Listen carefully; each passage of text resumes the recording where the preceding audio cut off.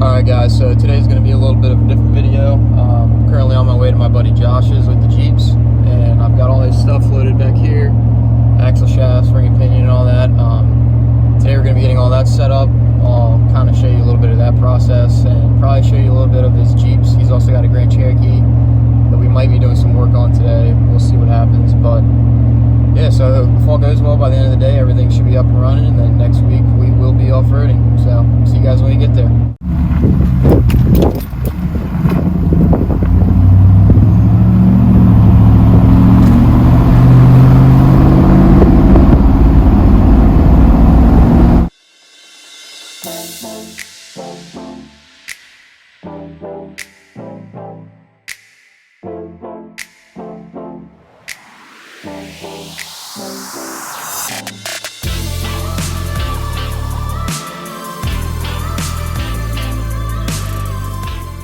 Alright guys, so I made it to Josh's.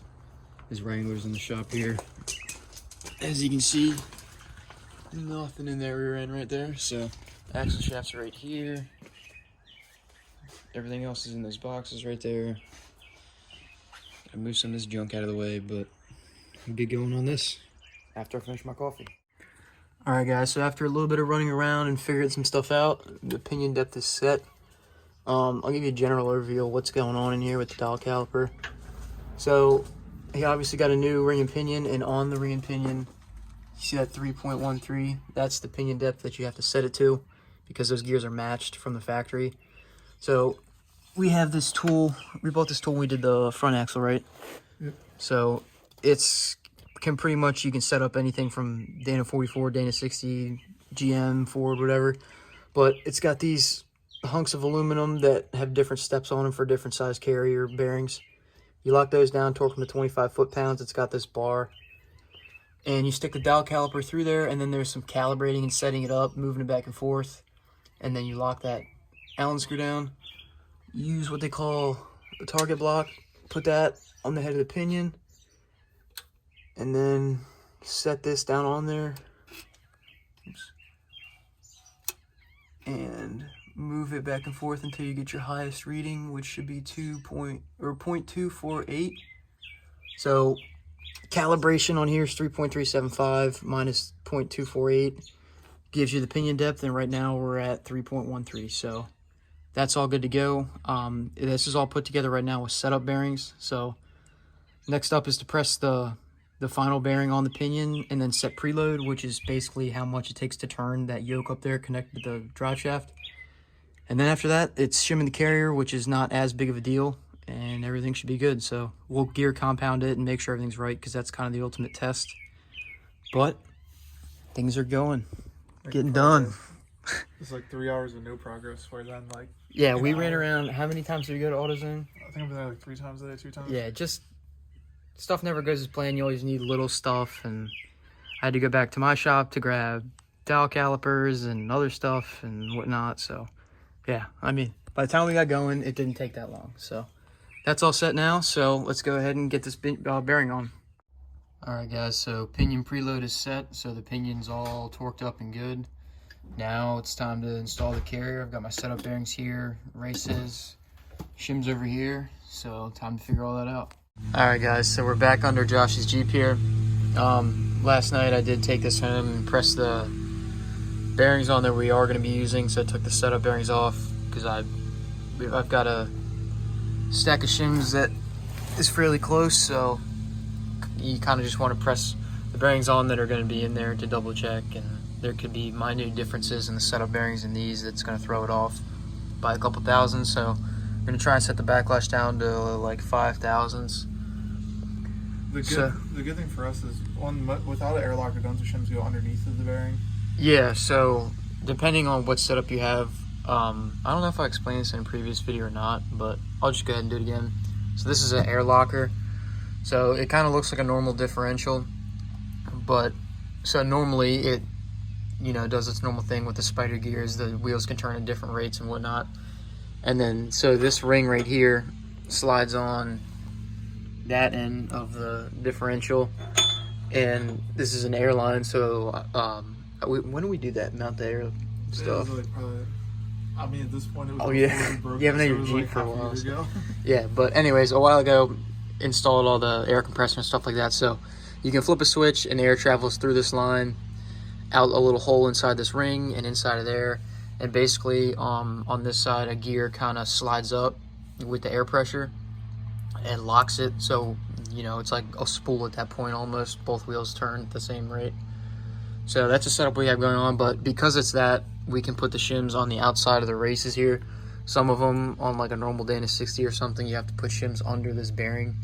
So that's kind of why I went ahead and did press the normal bearings on now, is because we don't need to get them back off really. I mean, kind of use the setup bearings just to figure everything out, and then, you know, if you did need to add something under there or change stuff, you could, but everything should be pretty set in stone now. Backlash should be really, really close. If anything, it's going to be a couple minor adjustments, and then that should be set. And then we'll torque these caps down, and then got the axle shafts sitting over there. So we'll just go ahead and slide those in, bolt them up, and just put the brakes on and stuff, and then she will be roadworthy. After 6 months of sitting here? Yeah, so this has, like, I guess I should probably explain this a little bit, because, like, it's been a while, but so he hasn't had his Jeep for 5 months now. Yeah. So after we broke it, it was a little bit of just like trying to figure out what was wrong.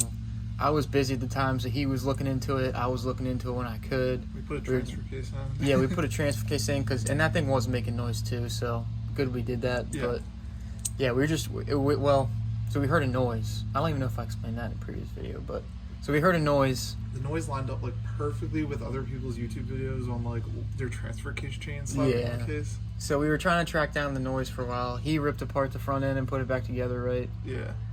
And then, I don't know, one night he came over here and just had this thing up on jack stands. I was laying under here while he was putting it in drive and stuff, and I heard the noise definitely coming from the rear end. We didn't think it was the back, because the back, well, like, stats-wise, the back should not break before the front should break, because that's a Dana 44, this is Dana 60. Yeah.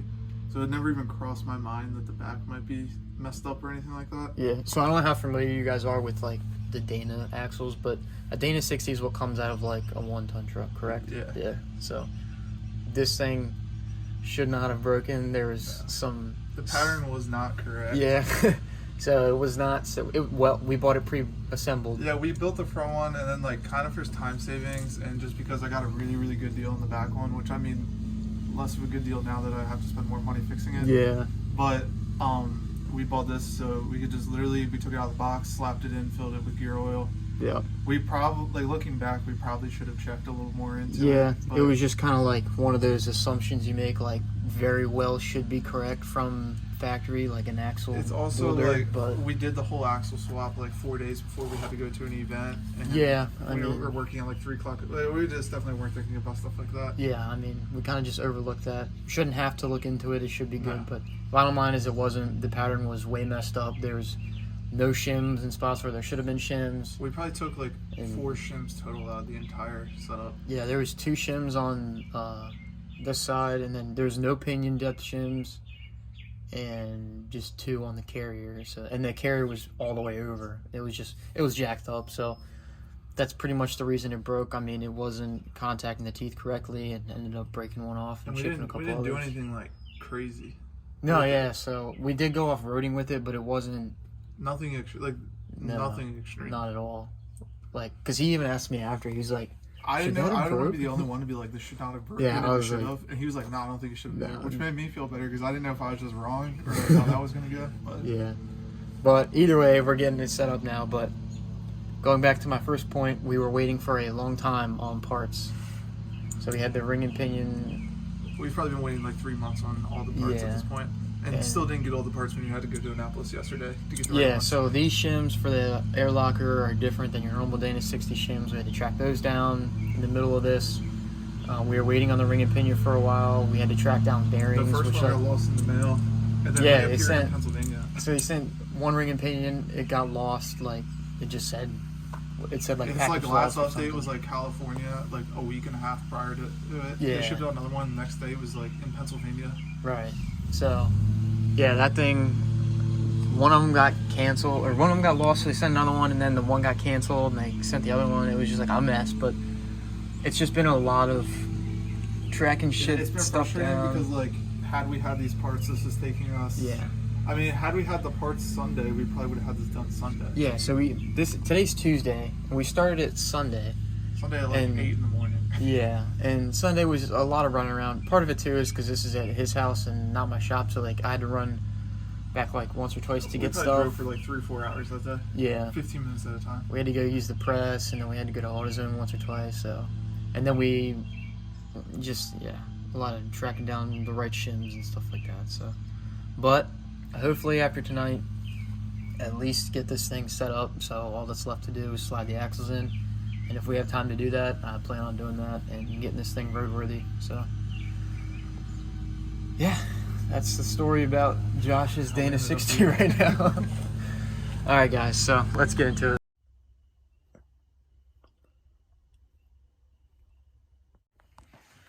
All right, guys, so after adjusting a few shims, I actually ended up taking the preload down just a little bit. So preload's basically how much that thing is squeezed in there. So I ended up, just to give you an idea of what's actually going on here, I had...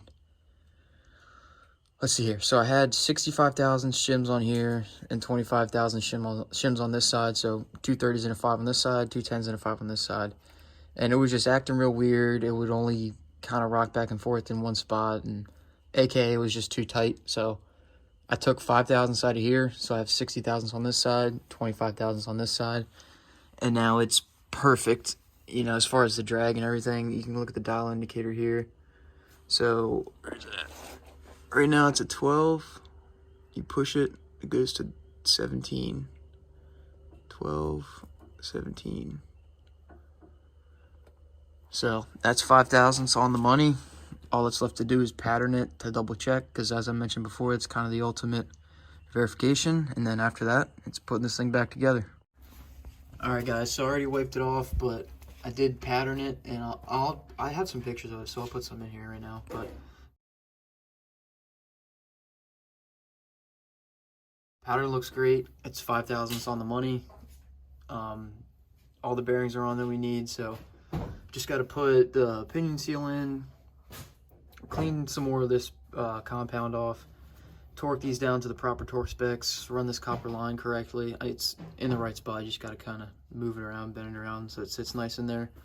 Slap those axle shafts in and put the rest of the stuff on, track bar down and on, connect the shocks, all that stuff.